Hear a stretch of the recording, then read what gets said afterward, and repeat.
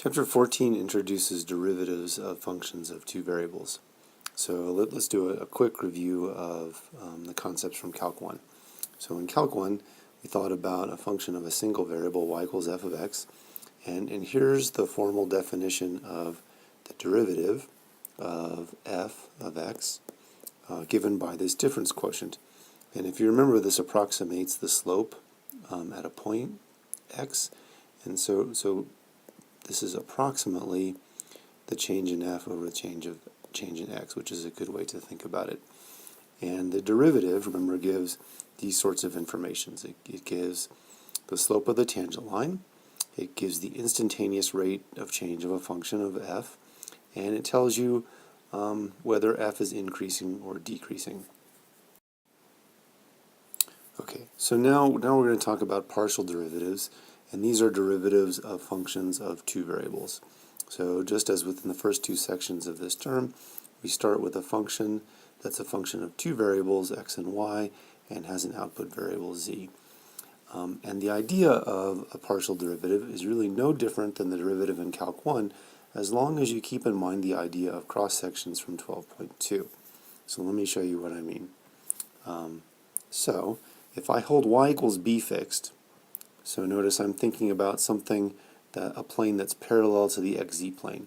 So I've reduced the thing that I'm interested in into two dimensions. So the partial derivative of f with respect to x is given by a difference quotient that looks very similar to the one from Calc 1. Notice the only thing that's changing is the x value, because I'm holding y fixed at b. And then I take the difference of the values of the function, I divide by a small difference between the x values, h, and I get the derivative. So notice, just as in Calc 1, this is the rate of change of f over the rate of change of x. Okay, and remember, keep remembering that we're holding y fixed. Okay, on the other hand, I can hold x fixed, and in that case, I'm thinking about a plane x equals a, which is parallel, that should be to the yz plane.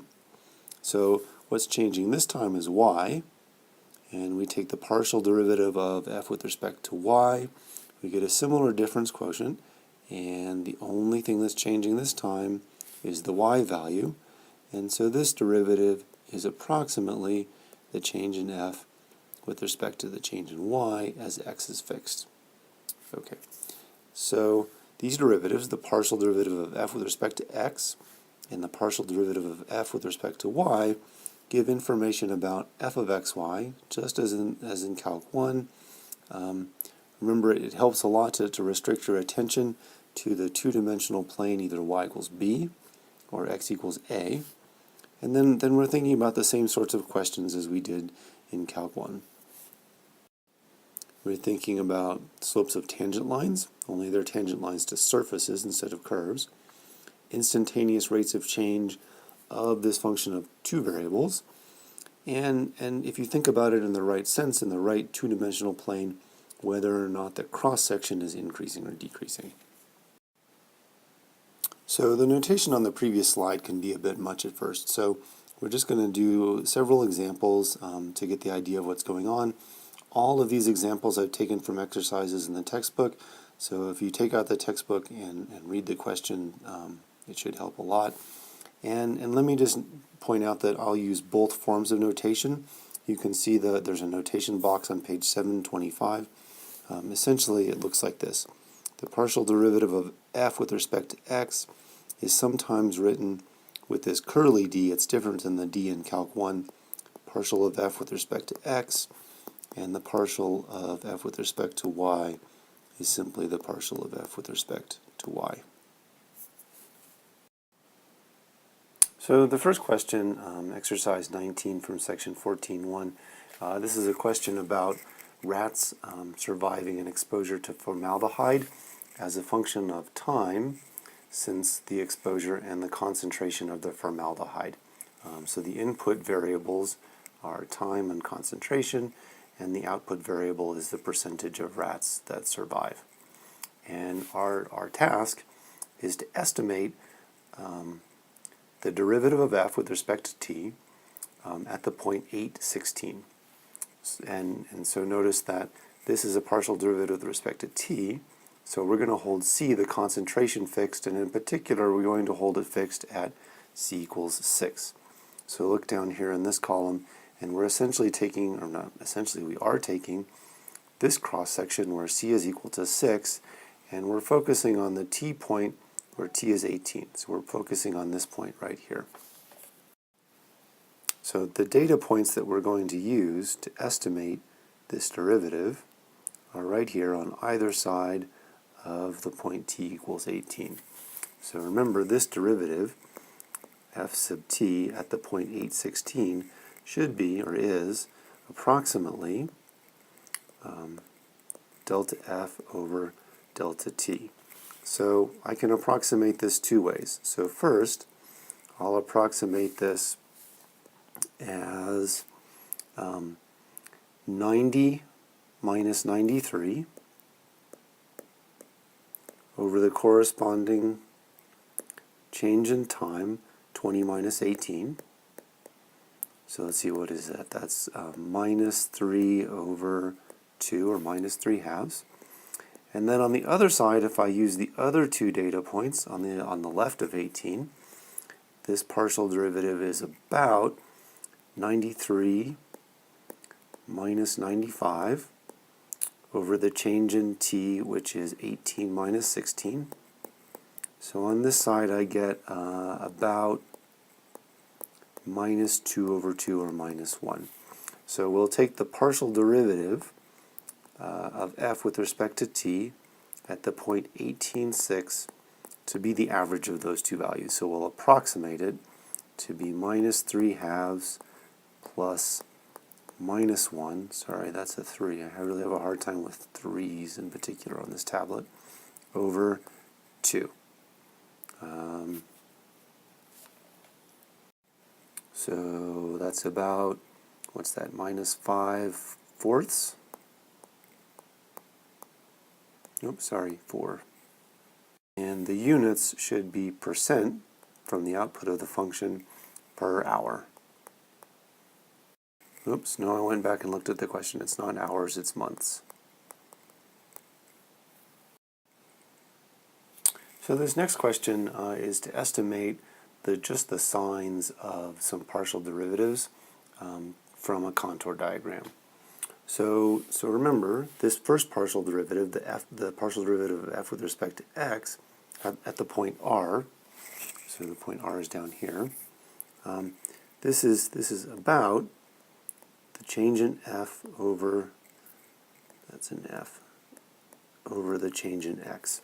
Okay, so all we really need to do is think about whether or not f increases as x increases. So go down here to the picture and look at the point r, and so if we move in the positive x direction, so x is increasing, look at the contours. The contour r looks like it starts on the contour 15, and in the direction of increasing x, the values of z go down. So this is going to be a negative number divided by x is increasing, so delta x is a positive number, and so this is a negative number, and so the partial derivative of f with respect to x at r is negative. Similarly, if we go to the point r again, and we move in the direction of increasing y, so up this direction, sorry, the blue kind of melts in. Again, y is increasing, so this partial derivative is the change in f over the change in y, and the change of y, since I've moved in the positive y direction, is positive. And again, the contours are going down in the direction of increasing y. So I started at a contour that's 15, and I went to a lower contour, so this change in the value of f is negative, and the partial derivative is negative. So let me just summarize that. The partial of f with respect to y at the point r is negative. Let's look at the other two. So those are at the point q, which is down here. I'm still going to move in the direction of increasing x. So as x increases, this time the values of the contours get higher. So this is going to be, oh, that's a bad choice of color. Let me change that. That's positive over positive. So the partial derivative of f with respect to x at q is going to be positive. And similarly, if I move in the direction of increasing y at the point q, this time y is increasing, but notice that the contours are decreasing as I move in the positive y direction. So this is going to be negative value over a positive value, and the partial with respect to y at q is negative.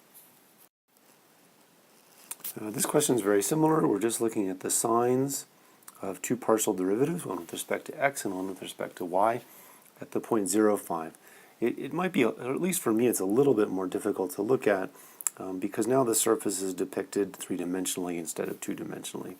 So first let's move in the x direction. So we're going to move out here in the direction of increasing x.